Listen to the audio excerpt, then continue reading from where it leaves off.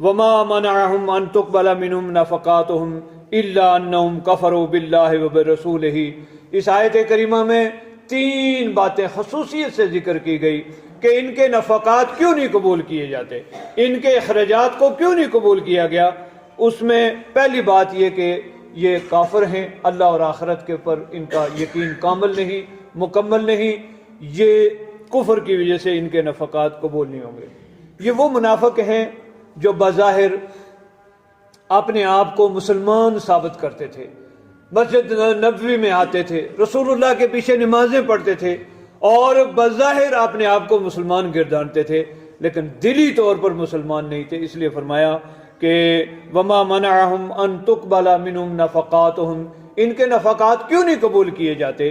اس کی ایک وجہ یہ کہ انہم کفروا باللہ برسولہ، انہوں نے اللہ اور رسول کا انکار کیا ہے.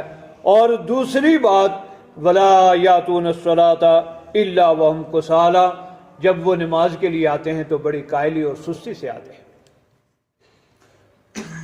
یہ ایک ایسا نقطہ ہے کہ جس پر ہم سب کو غور کرنا چاہیے.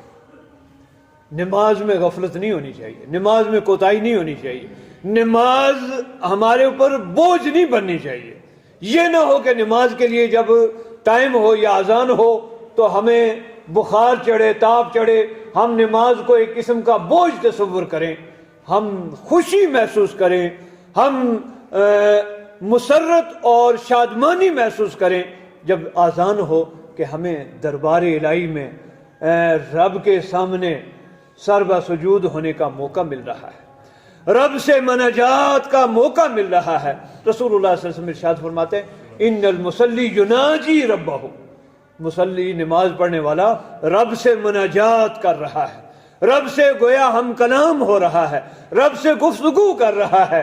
اور رسول اللہ صلی اللہ علیہ وسلم نے ارشاد فرمایا اقرب ما یکون العبد وهو ساجدا، بندہ سب سے زیادہ رب کے قریب کب ہوتا ہے؟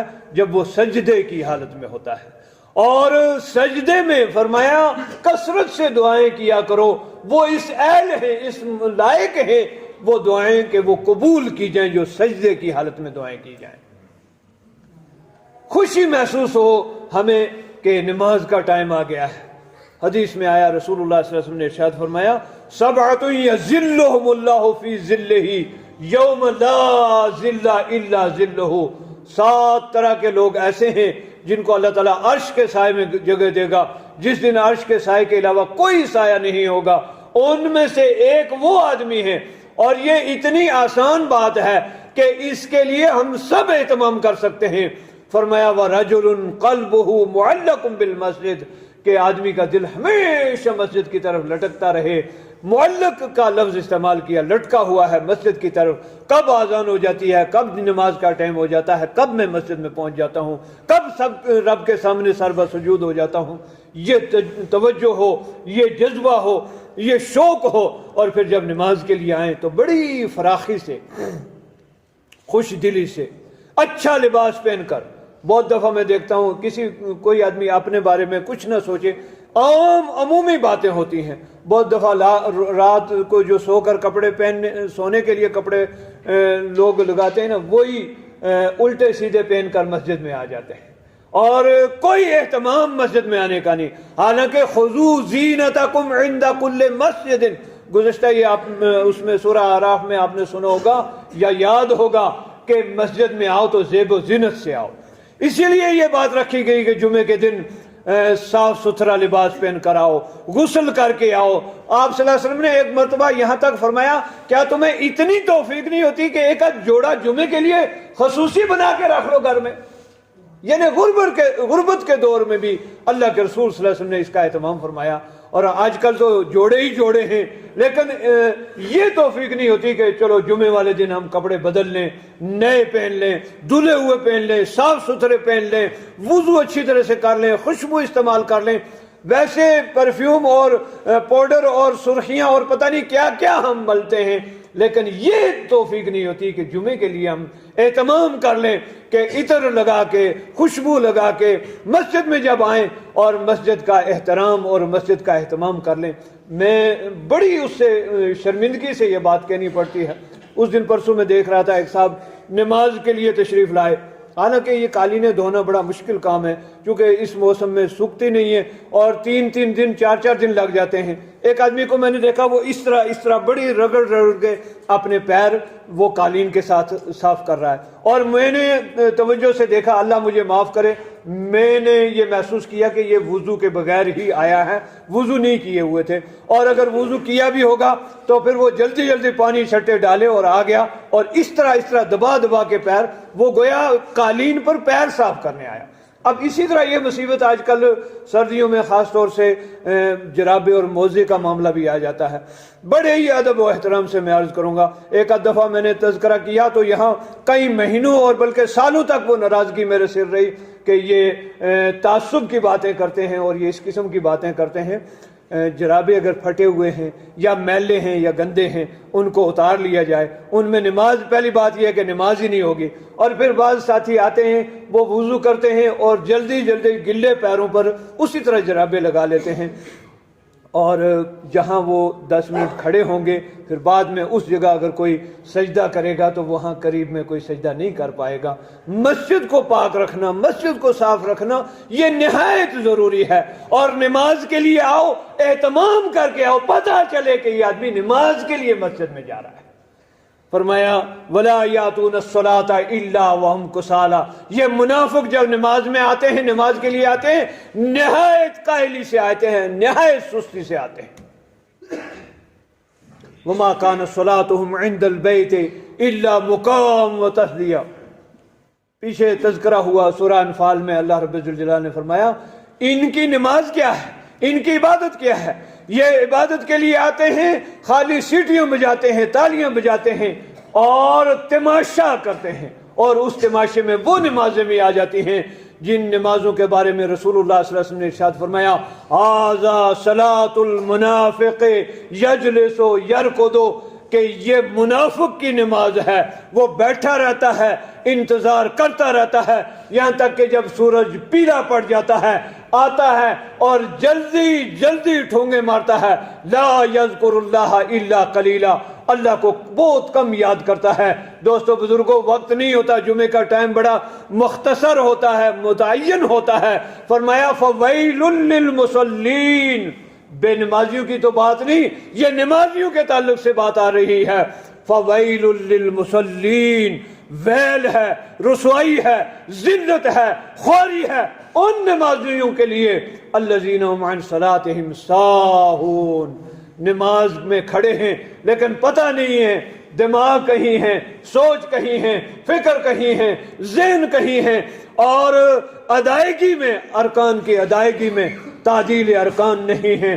फरमाया अस्वउन नासे सरकतन अल्लज़ी यसरकु मिन सलातिही, आपने फरमाया बदतरीन चोर वो है जो नमाज में चोरी करता है। क़ालू व कैफ़ यसरकु मिन सलातिही, सहाबा ने पूछा या रसूलल्लाह कोई नमाज में कैसे चोरी करेगा? आपने फरमाया मल्ला युतिम्मु रुकूअहा वला सुजूदहा, जो रुकू सुजूद बराबर नहीं करता ये डाकू है। बैंक लूटने से ज्यादा और बड़े से बड़े घर में चोरी करने से बड़ा डाकू ये है जो नमाज में चोरी करता है, रुकू सुजूद बराबर नहीं करता, ताजील अरकान का ख्याल नहीं रखता। ये सोच कर आओ ये नमाज आसमानों पर फर्ज हुई है, यहां जमीन पर फर्ज नहीं हुई। सारे हुक्म अहकाम जमीन पर आए, और जब नमाजों का नंबर आया, इमामुल अंबिया हबीब किबरिया अहमद मुज्तबा मोहम्मद मुस्तफा सल्लल्लाहु अलैहि वसल्लम को रब्बे कायनात ने आसमानों पर बुलाया और मेराज में नमाजें फर्ज हुई हैं। गोया हमारा मेराज किस में है? वो नमाज में है। अस्सलातु मेराजुल मोमिनीन, मोमिनों का मेराज नमाज में है। और वो कब हमें मुयस्सर होगा?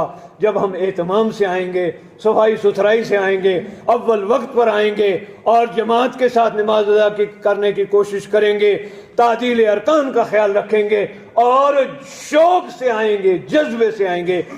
4 तरीके अमूमन काम करने के। बाज काम लोग क्या करते हैं, दिखावे के लिए कर लेते हैं कि भाई लोग देख रहे हैं वो क्या कहेंगे। और ये बात मैंने ख़ास तौर से ख़त्मों में सुनी है। बहुत सारे लोग कहते हैं हमने ये भंडारा या न्याज या तीसरा या 40वां इसलिए कर रहे हैं कि बिलादरी क्या कहेगी, फलां क्या कहेंगे, फलां क्या कहेंगे, इसलिए हम ये कर रहे हैं। کوئی عبادت اگر اس لیے کی جائے کہ کسی کو دکھاوے کے لیے تو اللہ کے ہاں اس کا کوئی اجر و ثواب نہیں. کوئی عبادت کسی کے دباؤ میں پریشر میں آ کر کی جائے اللہ کے ہاں اس کا کوئی ثواب نہیں. ریا اور نمود کے لیے کوئی عبادت کی جائے اس کے لیے کوئی ثواب نہیں. ہم جو بھی عبادت کریں اللہ کی رضا کے لیے کریں. الا ابتغاء وجہ اللہ, اللہ کی رضا اور خوشنودی کے لیے کریں. تو فرمایا ان کے نفقات کیوں نہیں قبول ہوتے ان منافقوں کے؟ پہلی بات یہ کہ یہ کافر ہیں, اللہ اور آخرت پر پکا ایمان نہیں ہے. بظاہر یہ نمازیں بھی پڑھتے ہیں, بظاہر اپنے آپ کو مسلمان گردانتے ہیں, لیکن دلی طور پر یہ مسلمان نہیں ہیں. دوسری بات یہ کہ ولا یاتون الصلاۃ الا وهم کسالى, مسلمان ہونے کے لیے پہلا بڑا کام شہادتین کے اقرار کے بعد نمازیں ہی ہیں. نماز ہے تو مومن ہے, نماز نہیں تو مومن نہیں. نماز ہے تو مسلمان ہے, نماز نہیں تو مسلمان ہی نہیں ہے.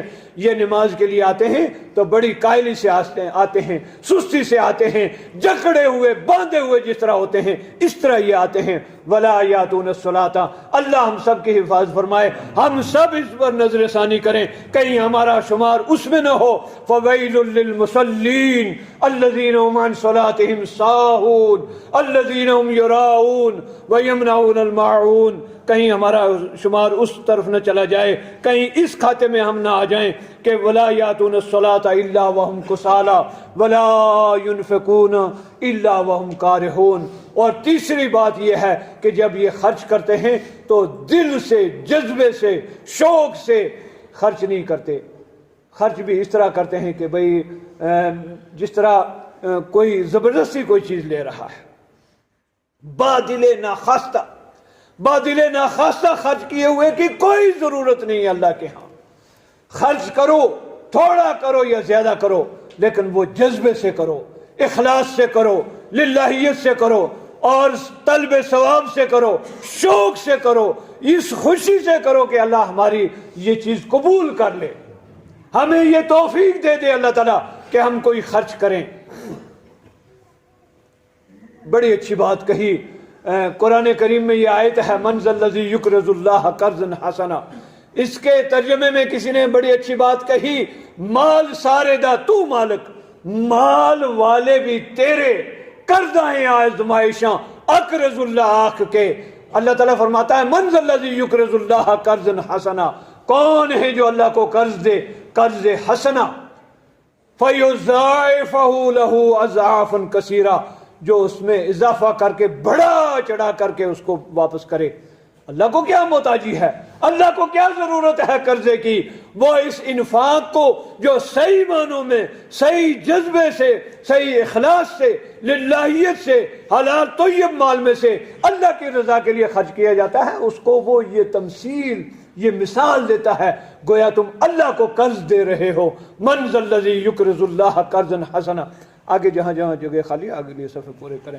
مجھے یاد ہے ایک دن میں اگلی صف میں آ جاؤ, میں ایک صاحب فرمانے لگے کہ میں نماز نہیں پڑھتا اور نہ ہی میں وہاں اس مسجد میں جاتا ہوں, کسی مسجد کا انہوں نے نام لیا, لیکن میں نے خود بھی 500 روپے دیے, اپنے بھائی سے بھی دلوائے, اپنے بھتیجے سے بھی دلوائے, اس لیے کہ ہمیں وہاں بات کرنے کا اختیار رہے. ہم کبھی تنقید کریں, امام کی ٹانگیں کھینچنا چاہیں, مؤذن کو کچھ کہنا چاہیں, انتظامیہ کو اگر کچھ کہنا چاہیں, تو ہمیں وہاں اختیار رہے بات کرنے کا کہ ہم نے بھی یہاں خرچ کیا ہوا ہے, اس لیے ہم بات کر سکتے ہیں, اس لیے ہم پوچھ سکتے ہیں, حساب پوچھ سکتے ہیں, امام کی ٹانگیں کھینچ سکتے ہیں, اور جو بات کر سکتے ہیں وہ کر سکتے ہیں. اب آپ بتائیے اس پر کتنا اجر و ثواب ملے گا اس کو. فرمایا ولا ينفقون الا وهم کارہون, خرچ کرو, تھوڑا کرو, مجھ کرو, زیادہ کرو, لیکن جب بھی کرو صرف اور صرف اللہ کی رضا کے لیے کرو اور خوش دلی سے کرو. بادل ناخواستہ ہرگز ہرگز مت کرو. اللہ بے نیاز ہے, اللہ مالک الملک ہے اور ساری کائنات سے بے نیاز ہے.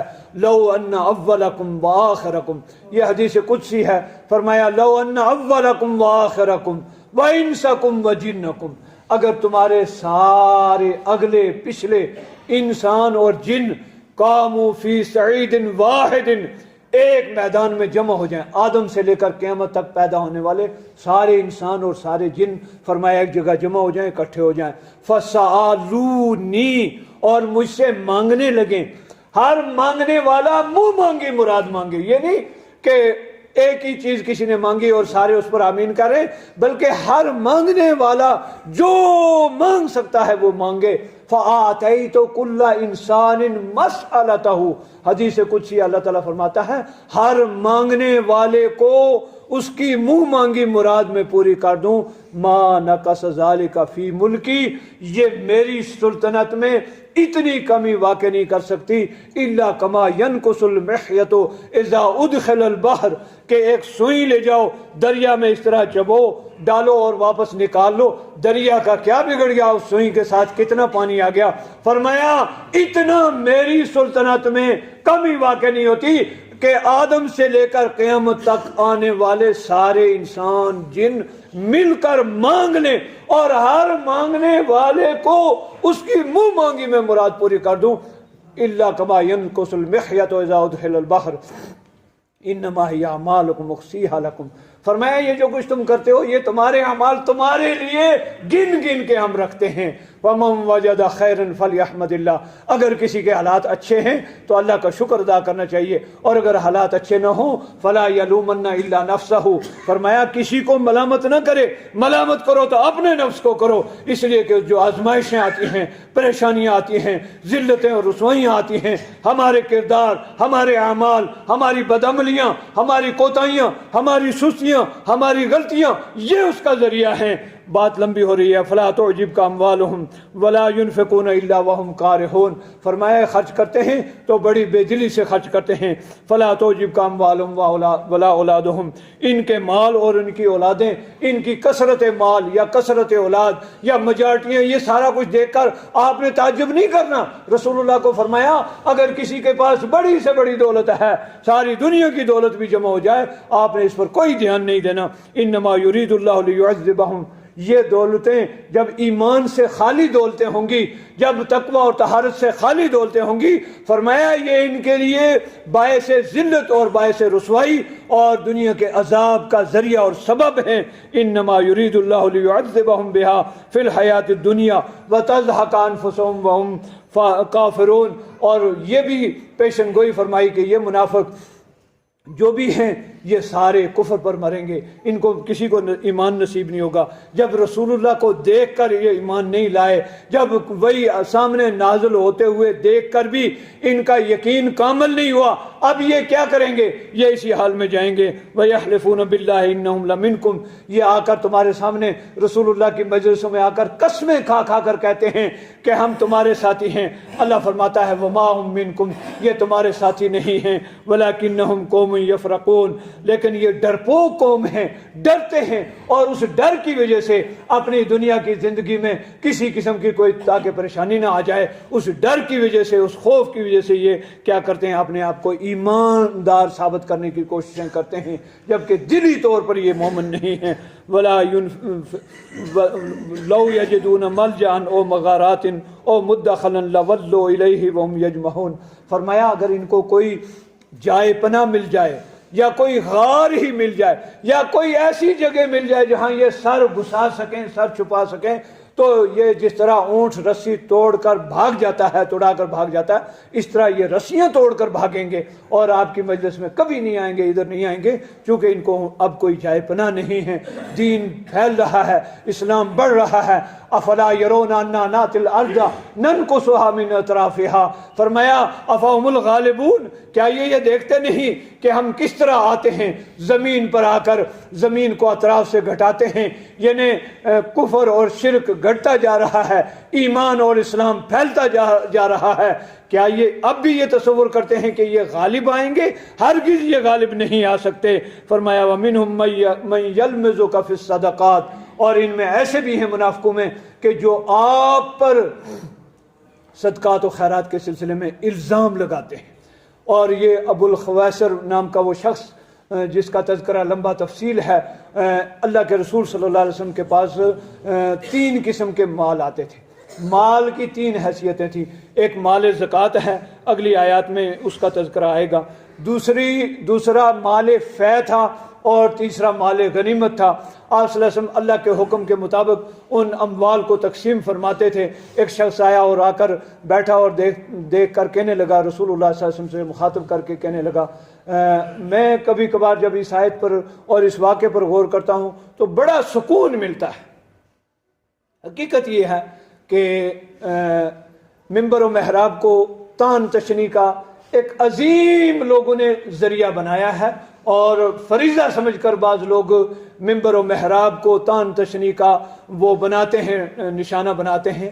پھر جب یہ آیت سامنے آتی ہے، یہ واقعہ سامنے آتا ہے کہ امام کائنات ہیں، فخر موجودات ہیں، سید ولد آدم ہیں، سید الاولین والآخرین ہیں، امام الانبیاء ہیں، حبیب کبریا ہیں، تاجدار مدنی ہیں، احمد مجتبیٰ ہیں، محمد مصطفیٰ ہیں صلی اللہ علیہ وسلم۔ اللہم صلی علی محمد وعلی آل محمد کما صلیت علی ابراہیم وعلی آل ابراہیم انک حمید مجید۔ اللہم بارک علی محمد وعلی آل محمد کما بارکت علی ابراہیم وعلی آل ابراہیم انک حمید مجید۔ آپ پر الزام لگانے والے نے الزام لگایا، یا محمد اے دل، کہنے لگا اے محمد صلی اللہ علیہ وسلم عدل کرو، انصاف کرو، آپ تقسیم انصاف کے مطابق نہیں کر رہے۔ اگر آج کے کوئی مولویوں کو یہ کہتا ہے کہ یہ مانگتے ہیں اور کھا جاتے ہیں تو یہ کوئی بڑی بات نہیں ہے۔ امام الانبیاء سے کہا گیا کہ عدل کرو، انصاف کرو۔ اللہ کے رسول صلی اللہ علیہ وسلم نے فرمایا ویلکا، تجھے خرابی ہو، اگر میں عدل نہیں کروں گا پھر کائنات میں عدل کرنے والا کون ہے؟ پھر آپ نے پیشن گوئی فرمائی تھی اور وہ لمبی بات ہے۔ فرمایا وَمِنْهُمْ مَنْ يَلْمِزُكَ فِي الصَّدَقَاتِ، اور ان میں کچھ ایسے بھی ہیں جو آ کر آپ کو الزام دیتے ہیں صدقات میں۔ فَإِنْ عُوتُوا مِنْهَا رَضُوا، اگر ان کو مل جائے تو خوش ہو جاتے ہیں، پھر بہت راضی ہو جاتے ہیں۔ وَإِلَّمْ يُعْطَوْا مِنْهَا إِذَا هُمْ يَسْخَطُونَ، اگر ان کو نہ دیا جائے تو نہایت بگڑتے ہیں، نہایت غصہ کرتے ہیں اور بڑے چڑھتے ہیں۔ فرمایا وَلَوْ أَنَّهُمْ رَضُوا، اگر وہ راضی رہتے اس چیز پر، مَا آتَاهُمُ اللَّهُ وَرَسُولُهُ، جو اللہ نے ان کو عطا کیا، جو رسول اللہ نے ان کو دے دیا، اس پر وہ راضی ہو جاتے۔ وَقَالُوا، اور کہتے حسبنا اللہ، ہمارے لیے اللہ ہی کافی ہے، سَيُؤْتِينَ اللَّهُ مِنْ فَضْلِهِ، اللہ اپنے فضل سے ہمیں عطا کرے گا۔ جب اللہ تعالیٰ عطا فرمائے گا، رسول اللہ تقسیم کرنے میں کبھی بخیلی نہیں کریں گے۔ اِنَّا إِلَى اللَّهِ راغبون، ہم اللہ ہی کی طرف لوٹ کر جانے والے ہیں۔ تو یہ ان کے حق میں بہتر ہوتا۔ یہ سلسلہ جاری ہے، ان آیات کا مختصر خلاصہ ہے۔ رب العالمین احکم الحاکمین سے دعا ہے کہ رب العالمین احکم الحاکمین ہمیں صحیح معنوں میں قرآن پڑھنے، سمجھنے اور اس پر عمل کرنے کی توفیق عطا فرمائے۔